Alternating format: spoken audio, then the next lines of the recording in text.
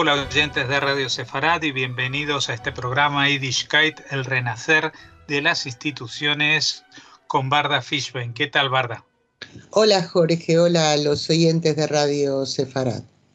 Bueno, en esta segunda entrega de esta sección en la que abordamos instituciones y personajes y corrientes que nacieron en el antiguo mundo, como se denominaba al mundo ashkenazí de Polonia y Rusia, y que luego han sido trasplantados en muchos casos a otras latitudes, como es el caso del que vamos a hablar hoy, el Teatro Habima. Exactamente, el Teatro Habima o Habima, una importante compañía teatral israelí actualmente, pero vamos a contar un poquito de su historia que se remonta mucho más atrás. Nació originalmente para presentar obras de repertorio hebreo. Se fundó en Moscú en el año 1918. Más tarde, en la década de 1930, se estableció y aún sigue estando en la ciudad israelí de Tel Aviv. El promotor de esta iniciativa fue Nahum Tzemach, nacido en el año 1887 y fallecido en 1939. Tzemach era maestro en un pequeño pueblo y entre sus actividades culturales reunió a un grupo de actores amateur con los que creó una compañía que hizo representaciones en hebreo en Varsovia, Vilnius y Białystok entre los años 1909 y 1914. Se ocupó con mucha diligencia de que se publicaran en traducción al hebreo obras de escritores yiddish como David Pinsky, Mark Arenstein y Osip Dimov. Tzemach buscaba el respaldo del movimiento sionista y así fue como su compañía presentó en hebreo la obra de Dimov escrita en ruso, Vechny Stranik, título que traducido al castellano significa El errante eterno. Su público en este caso fueron los delegados al 11º Congreso Sionista celebrado en Viena en el año 1913, pero no tuvo el resultado que se esperaba. Era un momento convulso previo al estallido de la Gran Guerra, la Primera Guerra Mundial. Y en efecto, cuando esta comenzó, la compañía no pudo continuar con sus actividades. Por su parte, Nahum Tzemach se trasladó a Moscú, al igual que muchos otros refugiados, y volvió a rehacer el grupo con algunos actores de la primera iniciativa e incorporando a otros nuevos. En el año 1916 se encontró un aliado en el gran rabino Yaakov Maze, que intervino solicitando a las autoridades de la ciudad que registraran al grupo teatral dirigido por Tzemach. Las autoridades dieron su aprobación e inscribieron la que se llamó oficialmente Sociedad Dramática Judía Habima. La palabra hebrea Habima, precedida por el artículo A, traducida es el escenario en el hebreo actual, pero Habima es asimismo el sitio de la sinagoga, una especie de podio central, desde donde se lee la Torá o Biblia hebrea. Los integrantes de Habima deseaban contribuir a un renacimiento cultural judío junto con un también renacimiento del hebreo e incluso hacer un tipo de teatro que se dirigiera no solo a un público judío, sino proporcionar una visión universal a todas las audiencias del mundo. Les interesaba presentar un teatro bíblico, entre comillas, algo bastante idealizado y sin unas pautas demasiado claras. Pese a ello, los llamados camarilla de sonámbulos, por sus detractores, despertaron la ira del buró central de la Sekcia, la rama judía del Partido Comunista, que los acusó de tener una ideología sikh contrarrevolucionaria, reaccionaria y clerical.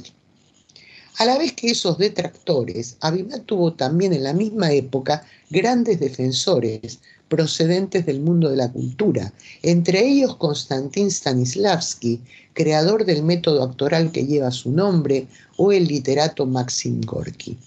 Aparte de la rama judía, los líderes más importantes del Partido Comunista de la Unión Soviética también opinaron sobre la compañía, pero de manera favorable a su existencia cuando corría el año 1920.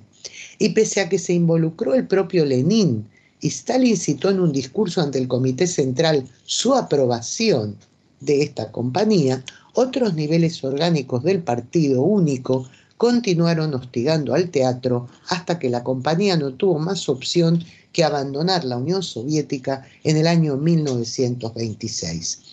Una de las razones, y acaso la de mayor peso, por las que a pesar de tanta oposición, Abimá se mantuvo durante casi 10 años desde su fundación en Rusia tras la Revolución de Octubre, fue indudablemente la popularidad y admiración que despertaba su labor a nivel internacional, lo cual, a juzgar de los líderes soviéticos, y llevaban razón, constituía una propaganda positiva para la Unión Soviética fuera de la misma.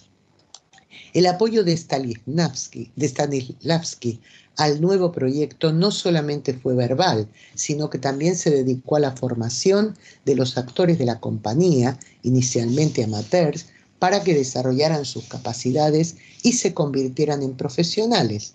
Incluso consiguió que los actores y directores del Teatro de Arte de Moscú participaran de esta iniciativa.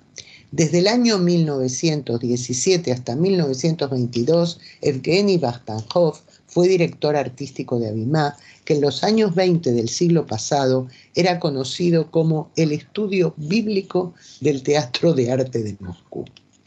El debut de la compañía en esa capital, la que se considera su primera actuación profesional, ocurrió en octubre de 1918.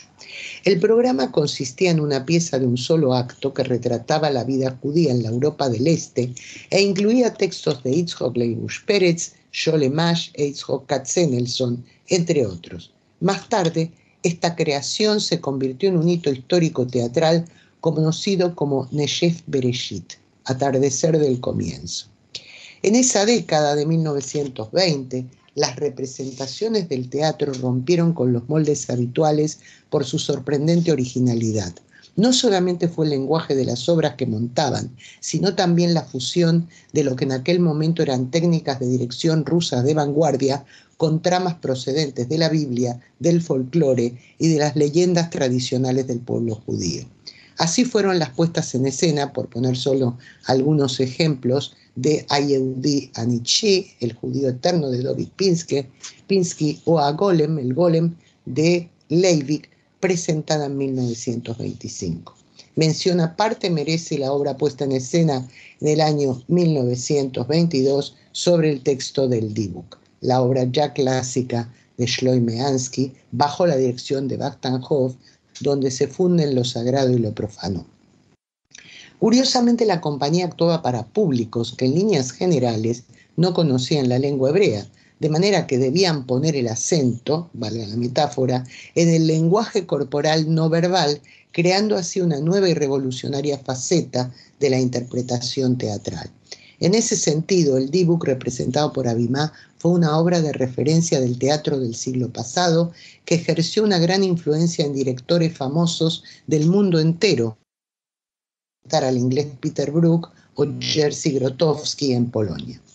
La compañía se trasladó, como hemos dicho, fuera de Rusia en 1926, concretamente a Polonia, Letonia, Lituania, Francia, Alemania, Holanda, Estados Unidos y otros países. Max Reinhardt, al igual que Albert Einstein y Martin Buber, fueron entusiastas de este teatro de vanguardia.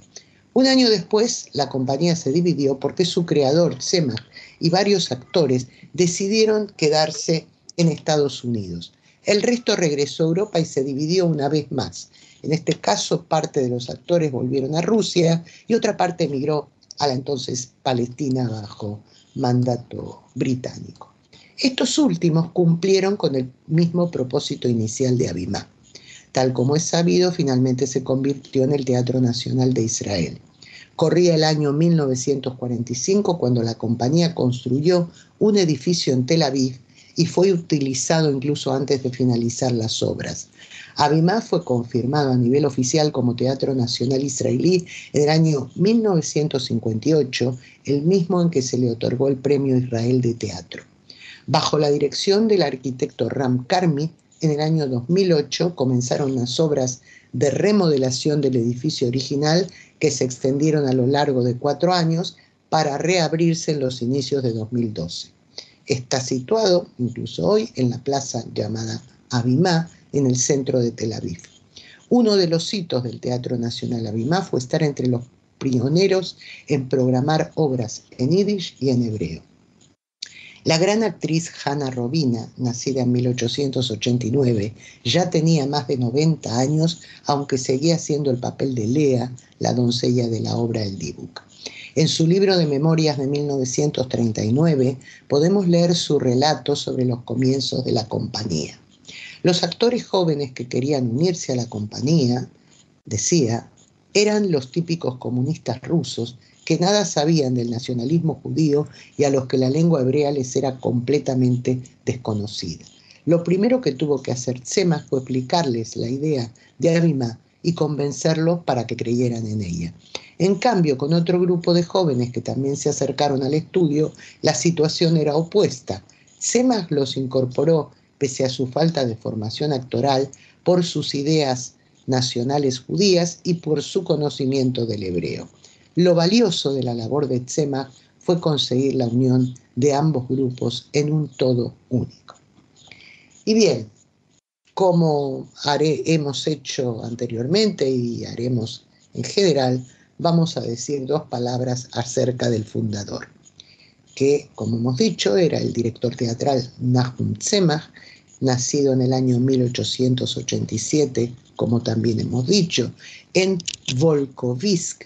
Se crió en Polonia y antes de volcarse en el teatro y la literatura, se dedicó, además de a la enseñanza, a los negocios en Moscú con gran éxito. Tras iniciarse en Bialystok con una compañía de actores, al principio amateur, fundó en 1917 en Moscú esta compañía teatral de la que hemos estado hablando y la llamó Abimá, y la dirigió hasta que en 1926 la llevó a Estados Unidos, donde decidió quedarse. Más tarde, al igual que algunos de los actores de Abimá que él había dirigido, se trasladó también a Palestina bajo mandato británico y fue director del teatro Bet Am, Casa del Pueblo. No obstante, volvió a emigrar a Estados Unidos y en el año 1937 lo nombraron gerente de la unidad de teatro judío perteneciente al proyecto federal de teatro. En ese país falleció en el año 1939. Y bien, Jorge, hasta aquí la historia de Abimá, que esperemos siga por muchos años ofreciendo buen teatro.